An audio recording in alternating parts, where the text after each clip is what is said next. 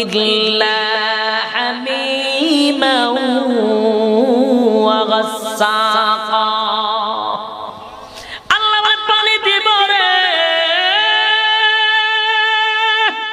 পানি দিব, পানি দিব, পানি দিব, পানি দিব। কিন্তু বান্দার এমন পানি দিব জনমের তৃষ্ণা মিঠাইয়া দিব আজকে। বান্দা তো শুধু দুনিয়াতে আমার নাম রহমান শুনছে, আমার নাম যে কাহার বান্দা জানে না। এবার আল্লাহ বলেন পানি দে, ফেরেশতারা পানি দিবে। ইল্লা হামিমান ওয়া গাসসাকা। জানেননি কেমন পানি দিব?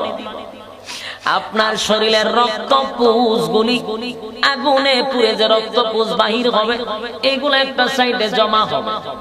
এই পানিটা এত বিষাক্ত, এত বিষাক্ত, জাহান্নামের আগুনের গরমের পানি এত টকবগে টকবগে।